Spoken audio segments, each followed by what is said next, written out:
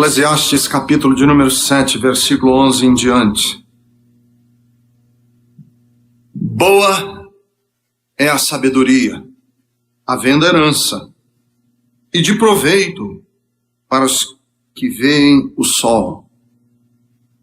A sabedoria protege como protege o dinheiro, mas o proveito da sabedoria é que ela dá vida ao seu possuidor.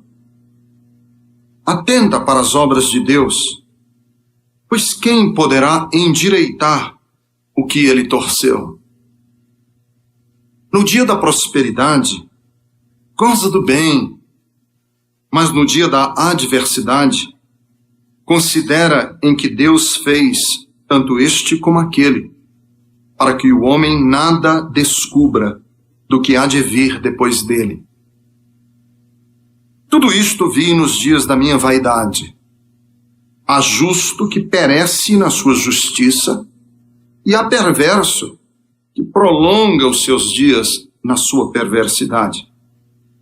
Não sejas demasiadamente justo, nem exageradamente sábio. Por que te destruirias a ti mesmo? Não sejas demasiadamente perverso, nem sejas louco, porque morrerias fora do teu tempo. Bom é que retenhas isto e também daquilo não retires a mão. Pois quem teme a Deus de tudo isto sai ileso. Pois quem teme a Deus de tudo isto sai ileso.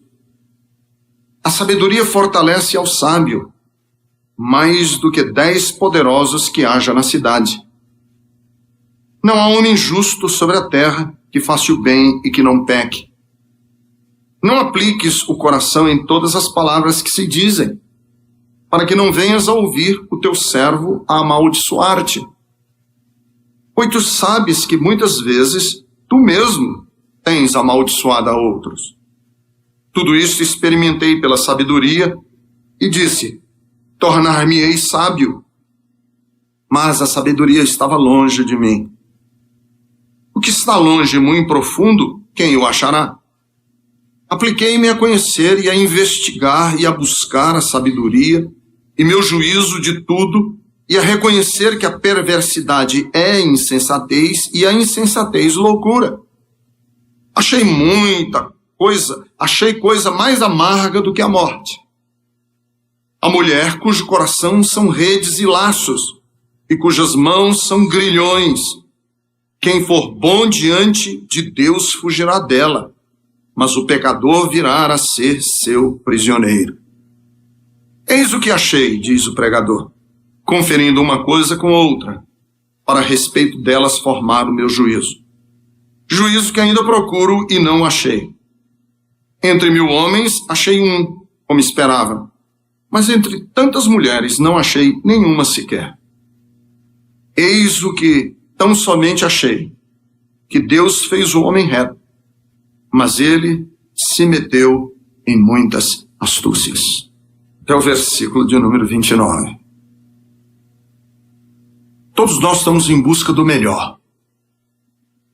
O melhor para as nossas vidas. Qual é o caminho de achar o melhor? E nessa busca de achar o melhor, existe a busca da felicidade. Lembrem-se que o livro do Eclesiastes é um livro de um homem que foi escrito já na terceira idade. Ele já é um homem idoso. E que ele está fazendo ele está dando uma olhada de trás para frente. Ele está olhando a vida da sua idade avançada e recordando-se pelos caminhos que ele passou. Esse é o livro do Eclesiastes. Por onde eu andei na minha vida? Na busca da felicidade, na busca de dar sentido à vida. Por onde eu caminhei nessa busca de fazer com que minha vida valesse a pena? Alguns caminhos, ele disse, foram inúteis. E aí ele usa a palavra para inutilidade, ele usa a palavra vaidade. A palavra vaidade significa oco, fútil, vapor de nada. Ele disse, olha, esses foram os caminhos, porque ele está querendo ensinar os jovens. Ele está querendo ajudar a mim e a você, que ainda temos anos de vida, pelo menos pressupõe-se que tenhamos, para a gente não desperdiçar a vida, para a gente não jogar a vida fora. E ele está escrevendo esse tratado chamado de Eclesiastes para dizer o seguinte: você que quer achar o caminho que leva à felicidade, você que está batendo na porta aqui e acolá, você que está procurando, você que não está acomodado, você que está insatisfeito, você que está se contorcendo para achar o caminho da verdadeira vida. Esses foram alguns dos caminhos que eu entrei e que não deram certo, foram inúteis. Estes foram alguns caminhos que eu entrei e que eu achava que ia ter resposta e não achei resposta de nada. E esses foram alguns dos caminhos que eu entrei e que deram certo. É esse o livro do Eclesiastes. Então tem coisas aqui no livro do Eclesiastes que ele entrou, caminhos que ele entrou e que ele disse, olha, foram inúteis. Foram vaidade, foi correr atrás do vento. Cheguei a lugar nenhum. Corri. Subi a escada e quando cheguei no topo da escada, a escada estava encostada na parede errada. E nada. Tem alguns caminhos que foram bons. E ele vai falando pra gente esses caminhos. E um dos caminhos que ele acertou, que deram certos, ou que deu certo, né? Um dos caminhos que ele acertou e que foi um caminho bom, foi o caminho da sabedoria. Ele disse, olha, buscar sabedoria é bom. Ter sabedoria como uma herança, isso ele está dizendo aqui no capítulo 7, versículo de número 11, a boa sabedoria é de proveito, é bom. Ser sábio é bom, às vezes é frustrante, mas é bom. Ser sábio, às vezes, angustia a gente, mas é bom. E o versículo 12, ele diz, a sabedoria protege como protege dinheiro. Porque cá entre nós, dinheiro abre portas. Entra num banco sem dinheiro no bolso para você ver. E vai conversar com o gerente. Estou quebrado, estou precisando de ajuda. E entra num banco com os bolsos cheios de dinheiro e dizendo o seguinte, tá sobrando 1,5 milhão e eu não estou sabendo o que fazer. E aí vejo como é que você é tratado num caso e no outro. Entra num hospital sem dinheiro e veja como você é tratado. E entra num hospital dizendo o seguinte, olha aqui o céu é o limite, pode, o que é preciso, quem é o especialista? Você vê como é que você vai ser tratado.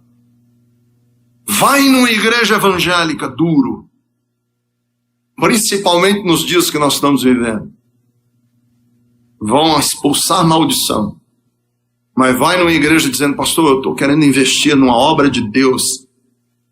E eu estou investigando se essa igreja aqui é ela. Vê como é o pastor, opa! Como é que você vai ser tratado? Tudo na vida, o dinheiro é bom. Mas ele diz assim, versículo 12, mais proveito tem a sabedoria do que o dinheiro. É melhor do que dinheiro ainda. E aí ele vai falar sobre sabedoria, o capítulo 7, toda é sabedoria. Tem alguns adágios populares, tem algumas frustrações dele com a sabedoria. Sabedoria. Aí você me diz, pastor, o que é sabedoria? Deixa eu começar dizendo o seguinte. Sabedoria é diferente da inteligência. Primeira coisa que eu quero falar a respeito da sabedoria. Sabedoria é diferente de inteligência. A pessoa pode ser muito inteligente, QI altíssimo, e não ser sábio. Segundo, sabedoria é diferente de sagacidade. A pessoa pode ser muito esperta e não ser sábio. Terceiro, sabedoria é diferente do simples acúmulo de informação. Se acumula informação. A memória do seu computador existencial tem 38 GB de memória. Mas você não é necessariamente sábio, porque tem muita informação. Quarto, sabedoria não é a mesma coisa que decidir enigmas. Por exemplo, saber jogar palavra cruzada, saber jogar xadrez, saber resolver passatempos, saber resolver problemas de álgebra, saber resolver... Isso não é necessariamente sabedoria. Você diz, pastor, o que é sabedoria? O que é a verdadeira sabedoria? Primeiro, verdadeira sabedoria é saber escolher melhores caminhos. Você é sábio. Qual é o sábio? É aquele que diante da vida sabe escolher melhores caminhos. Isso é sabedoria.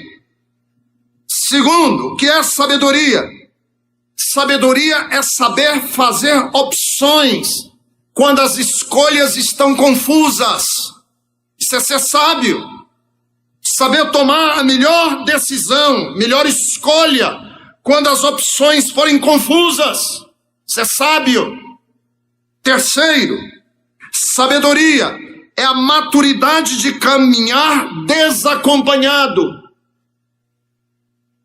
Sabedoria é a maturidade de caminhar desacompanhado, sem que eu precise de cabrestos, sem que eu precise de alguém mandar eu fazer isso, fazer aquilo. É ter um mínimo de capacidade de agir sem que eu precise de tutela. Isso é um homem sábio, uma mulher sábia. Quinto, o que é sabedoria? É a cautela. É aquele que não age por impetuosidade. Quem é o sábio? É aquele que não age no adágio popular, não mete os pés pelas mãos, não faz besteira no impulso. Esse é o sábio. É o que é cauteloso, não age por impetuosidade. Quem é o sábio? Sábio é aquele que sabe discernir entre o bom e o excelente. Quem é o sábio? É aquele que sabe escolher entre o que é bom e o que é excelente. Preste atenção, inclusive, que a vida cristã, ela deixa de ser uma escolha entre o certo e o errado. A vida cristã, ela passa a ser uma escolha entre o que é bom e o que é excelente. Porque a escolha do bem e do mal, isso já está resolvido na nossa vida na hora em que entregamos nossa vida a Cristo. E agora, a nossa escolha é discernir entre o bom e o excelente. Isso é sábio. É aquele que sabe se agigantar acima do nível normal da mediocridade. Quem é o sábio? O sábio é aquele que não se deixa tomar por paixões e age com critérios de princípios. Isso é sábio. Sábio é aquele que tem princípios e age em cima desses princípios. Ele não age porque ele está simplesmente empolgado, apaixonado. Eu quero. Isso é coisa de criança que quer sorvete e o pai diz, hoje você não vai tomar sorvete. Mas eu quero, mas você não pode. Mas eu quero, mas você não vai. Mas eu quero, mas eu não vai. O sábio é aquele que tem diante de si critérios de princípios éticos, de princípios verdadeiros para escolher. Esse é o sábio. E aí, o escritor do Eclesiastes, que quer nos orientar, a nos dar algumas pistas, a nos ajudar como agir com sabedoria, ele vai nos ensinar algumas coisas sobre a sabedoria. Quer dizer, o que a gente aprende sobre a verdadeira sabedoria? E aí ele vai, e o capítulo 7 inteiro é a sabedoria. Por isso que o capítulo 7 parece ser complicado. quem lê assim diz, vixe, me perdi todo. Que eu, quando estava estudando, eu tive que estudar bem umas 6 horas esse capítulo para poder o negócio sentar no meu coração. E aí ele vai falar sobre a sabedoria. Veja o que ele vai nos dizer sobre a sabedoria. Versículos 13, 14 e 15. A verdadeira sabedoria não nos deixa ser messiânicos. Sabe o que é a palavra messiânico? Messiânico é aquele que tem a síndrome do Messias. Se eu não estiver aqui, as coisas não se resolvem. Isso é o Messias. Se eu não estiver aqui, as coisas não se resolvem. É a dona de casa que está em casa dizendo assim, se eu não tomar, essa casa vira uma bagunça. É o pastor da igreja. Às vezes ele se chama Ricardo Gondim. Que ele pensa assim, se eu não for no culto do domingo, vai ser patético. Eu tenho que estar lá. Isso é síndrome do Messias. É aquela sensação de que eu sou a palmatória do mundo. Eu resolvo. Ninguém resolveu? Chama o doutor, sabe tudo. Eu resolvo. Isso é o Messias. Síndrome do Messias. Está comigo. Eu soube agora de um pastor, não sei aonde aí no Brasil, que ele vivia falando que crente não tem problema, que crente isso, não sei. A casa dele foi assaltada. Aí ele subiu no púlpito da igreja e disse, irmãos, estou aqui para dizer para vocês que hoje eu estou descomissionando os anjos de Deus. Essa é a síndrome do Messias levada ao extremo. Cara, é bom. Descomissionando os anjos. Que arrogância. Que sensação de prepotência. Veja como ele diz isso nos versículos 13, 14 e 15. Atenta para as obras de Deus. Quem poderá endireitar o que ele torceu? No dia da prosperidade, goza do bem. No dia da adversidade, considera o que Deus fez, tanto este como aquele, para que o homem nada descubra do que há de vir depois dele. Tudo isto vi nos dias da minha vaidade. Há justo que perece na sua justiça, e há perverso que prolonga os seus dias na sua perversidade, e você não tem nada que possa mudar essa realidade.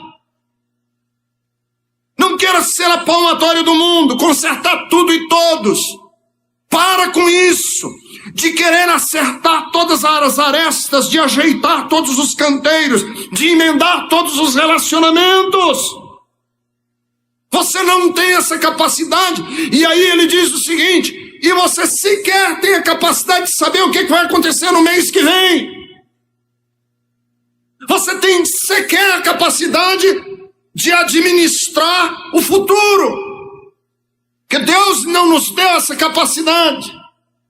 A verdadeira sabedoria, em primeiro lugar, ela nos alivia da arrogância de sermos os juízes de tudo que está certo e de tudo que está errado.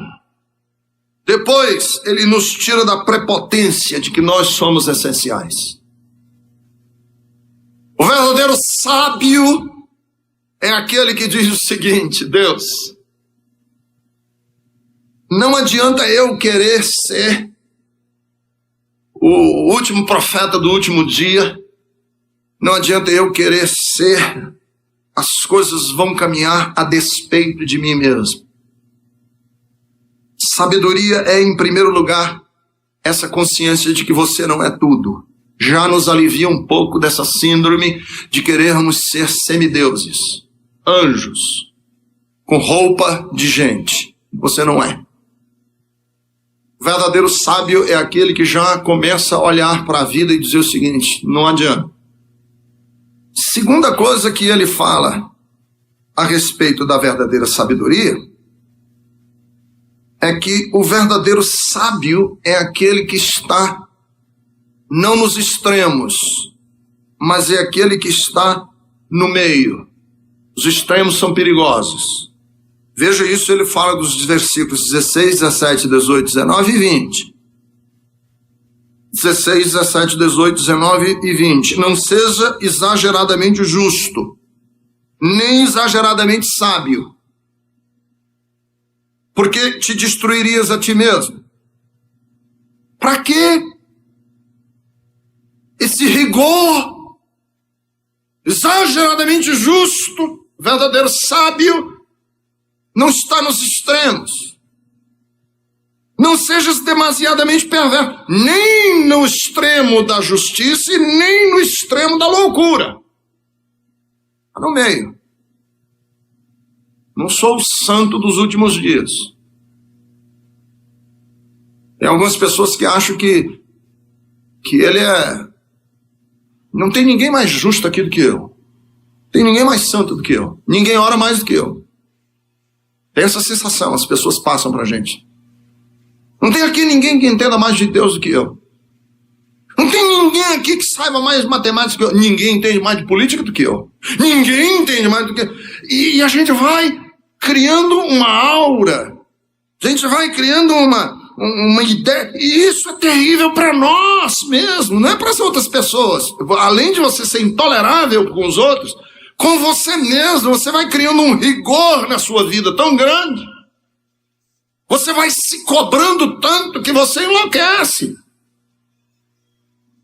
E ele diz o seguinte, é na moderação, seja moderado. Versículo 17, não sejas demasiadamente perverso, não sejas louco, porque morrerias fora do teu tempo.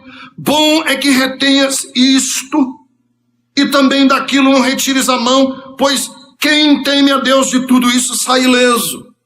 A sabedoria fortalece ao sábio mais do que 10 poderosos que haja na cidade. Não há homem justo sobre a terra, quem faça o bem e quem não peque. Não precisa desse rigor, não precisa dessa gana, não precisa dessa... E a minha experiência é a seguinte, pessoas que são exageradamente retas, corretíssimas, geralmente estão escondendo alguma coisa. Geralmente estão escondendo alguma coisa. E aí, para que isso fique bem camuflado, ele põe uma máscara de extremo rigor. Extremamente punitivo. Então, mulher, quando você prestar atenção, seu marido exageradamente ciumento com você, presta atenção, ele está escondendo alguma coisa. É verdade. Você vê uma pessoa exageradamente proibitiva com os filhos. Ele está projetando nas crianças uma mãe que é exageradamente proibitiva com os filhos. Está projetando nos filhos falhas no seu caráter. E aí cobra do outro um rigor que ele mesmo não tem. E aí o escritor do Eclesiastes diz assim, não tem um justo. Não adianta querer ficar tapeando. Não tem um que esteja bom. Todos nós temos falhas enormes no nosso caráter. Todos nós temos grandes dificuldades no nosso viver. Vamos em frente. O verdadeiro sábio é o que é criterioso com o que ouve. Ele não absorve tudo. Porque quem tudo ouve, acaba ouvindo o que não queria ouvir. Veja que ele diz isso nos versículos 21 a 22. Não apliques o coração a todas as palavras que se dizem. O verdadeiro sábio é aquele que diz assim, me poupe, eu não quero ouvir. Preciso ouvir. Não faça do meu ouvido fossa. Porque se o meu ouvido se transformar em fossa, eu vou acabar ouvindo até as besteiras que eu já disse. Porque elas voltam. Aí, versículos 21 e 22. Não apliques o coração a todas as palavras que se dizem, para que não venhas a ouvir o teu servo a amaldiçoar-te. Pois tu sabes que muitas vezes tu mesmo tens amaldiçoado a outros. Tem gente que ouve tudo, quer saber de tudo. Não quero saber, não me poupe, não precisa me dizer não. Pastor, você está sabendo que isso... Não precisa saber. Não, você soube, eu vou te contar a última.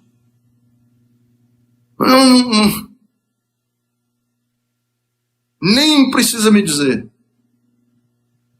Porque uma dessas é bem capaz de você contar um segredo meu, que eu pensava que estava escondido e que chegou nos seus ouvidos. Então fica aí, que aí eu nem sei que você sabe e você não sabe que sou eu.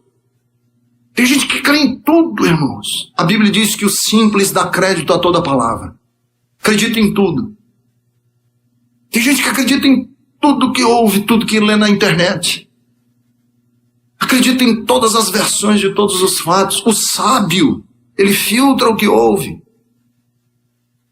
Não quero saber, não é outra coisa. Não é... Quem está dizendo esse tipo de coisa? Não sei, é um boato. Então não precisa me dizer. Não quero. Quarto, a verdadeira sabedoria, ele diz, é uma jornada para a vida inteira. Não é uma coisa que você ganha indo a um culto, ou lendo um livro, ou lendo um manual. É uma estrada da vida. Veja que ele diz isso nos versículos 23 e 24. Tudo isso experimentei pela sabedoria e disse, tornar-me-ei sábio. Mas a sabedoria estava longe de mim. O que está longe e muito profundo, quem o achará? Ser sábio não é uma coisa que se aprende em 12 lições, 7 passos para a sabedoria, é uma construção de vida. Ele disse, eu apliquei meu coração para me tornar sábio, e quanto mais eu cresci, e mais eu amadureci, e mais eu aprendi, mais eu vi que eu estava longe de saber. Uma coisa eu aprendi que nada sei. Me lembro quando eu fazia o ginásio, eu gostava muito de dormir. Eu, quando era adolescente, eu gostava muito de dormir, irmãos. E eu me converti, tem um texto na Bíblia que aquele que gosta de dormir não prospera. E eu entrava em crise com esse texto. Eu digo, não é possível. Eu gosto muito de dormir. Só se vocês terem ideia, às vezes eu chegava em casa depois eu estudava de manhã, eu chegava em casa depois do estudo, almoçava, eu colocava pijama para dormir depois do almoço. Eu digo isso para minha vergonha hoje. Fechava o quarto e ia dormir de pijama à tarde. Não, eu chegava às 4 horas, aí acordava para tomar um café com tapioca e eu me lembro nessa época que eu gostava que eu gostava de dormir, que eu sonhava com um dia em que eu ia me formar para nunca mais estudar. Porque eu queria só passar de ano, eu estudava para passar de ano. Eu estudava não para crescer, para aumentar, para ter sabedoria, para conhecer. Não, eu estudava para passar de ano. Eu digo isso para minha vergonha. Por favor, não façam isso nunca, jovens. Se vocês fazem isso, eu já estou dizendo hoje, um dia você vai se arrepender. E eu pensava assim, um dia, quando eu me formar, e eu entregar o diploma na mão do meu pai e dizer, tá aqui, estou formado. Aí nesse dia é só sombra e água fresca. Irmãos, eu nunca estudei tanto como nos últimos 10 anos, 15 anos. Nesse último ano, eu nunca me interessei tanto em crescer em sabedoria. É uma construção de vida, você não se forma. Você não se aposenta na escola da vida. Na escola da vida ninguém se aposenta. E ele diz isso aqui nos versículos 23 e 24. Que eu experimentei, mas cada vez que eu caminho nessa estrada, mais longe fica. E assim a nossa caminhada, inclusive com Deus. As pessoas mais santas que eu conheço são as pessoas que mais se veem pecadoras. As pessoas que mais têm sede de Deus são as pessoas que mais estão bebendo da água da vida. Às vezes algumas pessoas chegam para mim e dizem assim, pastor, eu estou em crise. Eu digo, por quê? Porque eu estou me sentindo espiritualmente mal. Eu estou me sentindo inquieto na minha alma. Eu digo, você está começando a entender o que é a vida cristã. É isso aí. Ruim é aquele que está no lugar dele dizendo assim, ó, tá ótimo, estou satisfeitíssimo, está tudo bem, estou passando de ano. O senhor ainda tem dúvida de que eu vou para o céu, pastor? Pastor, você tem dúvida de que eu vou para o céu? Está tudo bem, eu estou ótimo com Deus, as coisas estão ótimas. O sujeito vivendo uma vida pobre, medíocre, rasa, pequenininha, vivendo uma vidazinha ordináriazinha, e ele está tudo ótimo. Ora, o que é? Eu não sei o que esse pastor quer, não sei para que tanta exigência, eu não sei para que esse negócio tão assim, está ótimo. A sabedoria é essa inquietação. E é por isso que nem tudo são flores entre os evangélicos. E por isso que nós temos enfrentado consistentemente fracassos espirituais. É por isso que nós temos enfrentado fracassos morais, brigas, querelas internas. Sabe por quê? Porque há uma sensação de contentamento na nossa alma, que é arrasadora, destruidora. E o escritor do Eclesiastes diz, não, eu quanto mais cresci, quanto mais vi, quanto mais prestei atenção, mais eu percebi que nada sabia, cada vez estava mais longe de mim, e eu estou querendo essa coisa, eu estou em angústia, eu estou querendo crescer nessas coisas. Quinto, a verdadeira sabedoria passa pelo reconhecimento de que o ser humano é caído, é moralmente fracassado. A verdadeira sabedoria passa não por essa sensação de grandeza, mas por essa sensação de que nós somos pequenos. Veja os versículos 26 ao versículo de número 28. Achei coisa mais amarga do que a morte. Mulher cujo coração são redes e laços, e cujas mãos são grilhões. Quem for bom diante de Deus fugirá dela, mas o pecador virá a ser seu prisioneiro. Irmãos, essa coisa de paixão, principalmente paixões tardias, homens apaixonarem-se por mulheres, mulheres apaixonarem-se por homens, que já estão com suas histórias de vida caminhando, isso já acabou com reinos, acabou com reis, já acabou com profissões, já acabou com pastores, já acabou com famílias, já acabou com empresas, já acabou com impérios. E ele diz isso aqui. Tentação, pecado, essa coisa de eu reconhecer que existe uma lei, e é lei, e o apóstolo Paulo diz que é lei, no capítulo 7 de Romanos, é lei, é uma lei que me suga a fazer aquilo que eu não gosto. É lei, uma coisa que me impulsiona a desejar o que eu sei que não posso, que não é lícito, que não é saudável. É uma lei que me leva a querer aquilo que eu sei que vai me destruir em última análise. É o sujeito que fuma e que acabou de enterrar o pai ou a mãe por causa de câncer. E ele paga, se fosse de graça, ele paga por aquilo que vai matá-lo. É a mulher que está com colesterol alto, pressão alta, e acorda 3 horas da madrugada ela mora sozinha, para roubar comida na geladeira dela mesma. Ele sabe, é um vício, é um hábito, é uma lei que opera dentro dela. É o assaltante de banco que fica se prometendo, é a última vez. Mas nunca é a última. Cada um de nós temos essa coisa caída dentro de nós. Olha como ele diz isso. Eis o que achei, diz o pregador, conferindo uma coisa com outra, para a respeito delas formar o meu juízo. Juízo que ainda procuro e não achei. Entre 1000 homens, achei um como esperava. Mas entre tantas mulheres não achei nenhuma sequer.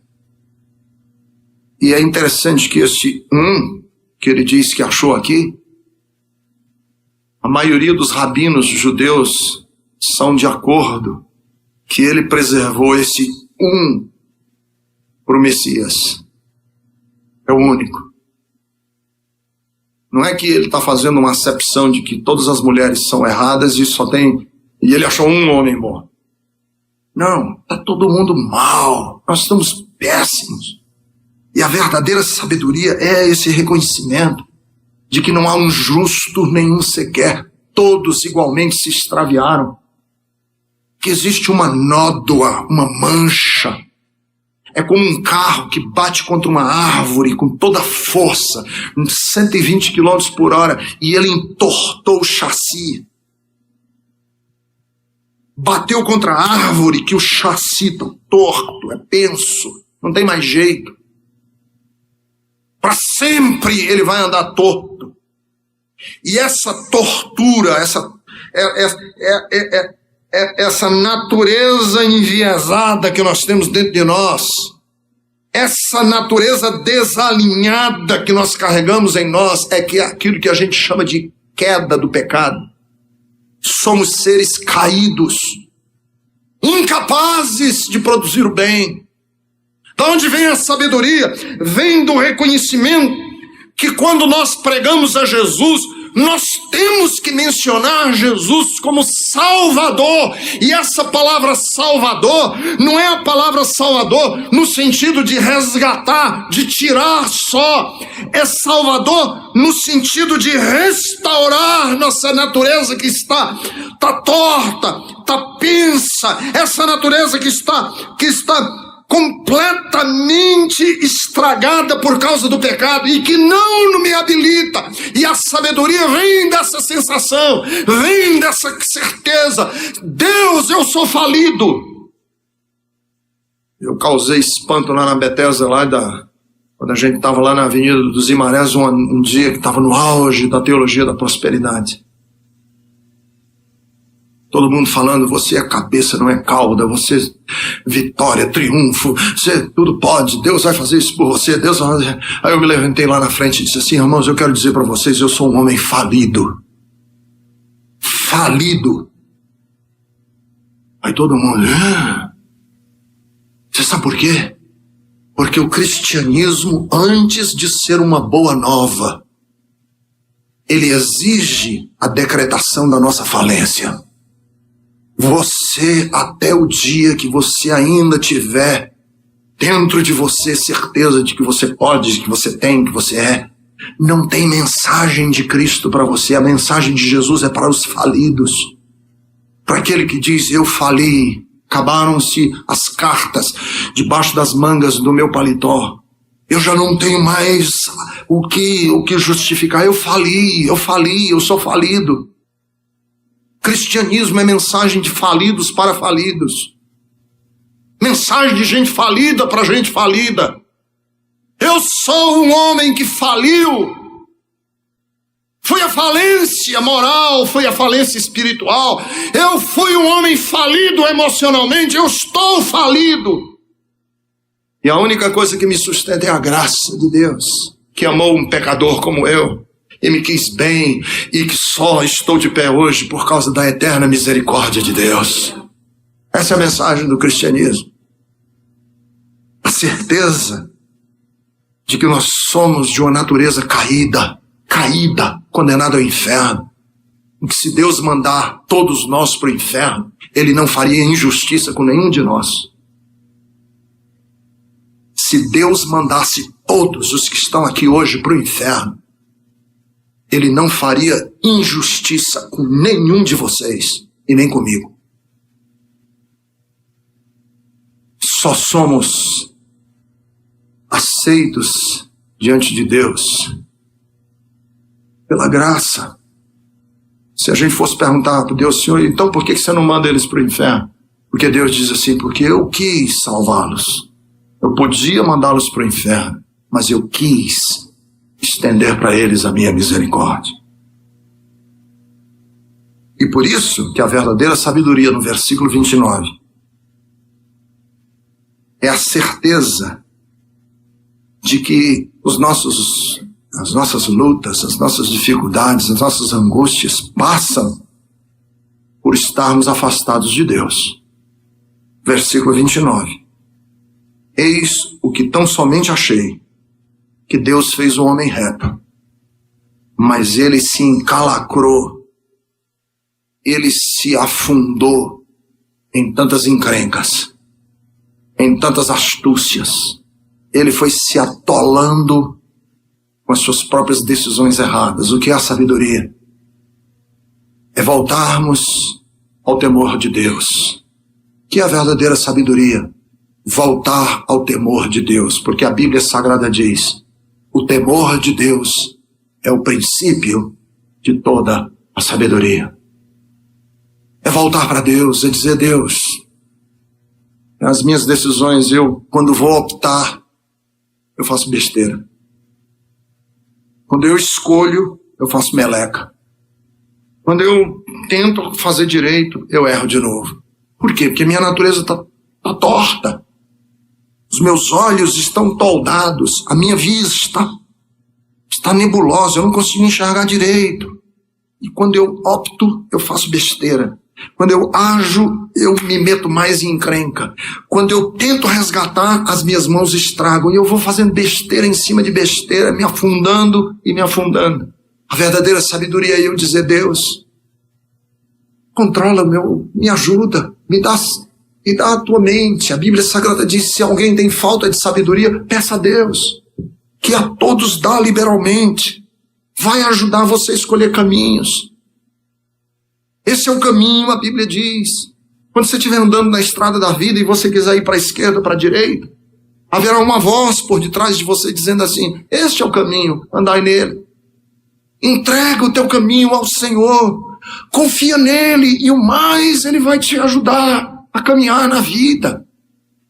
Salmo de número 23, ele nos leva a veredas de justiça, por amor do seu nome, por veredas de justiça.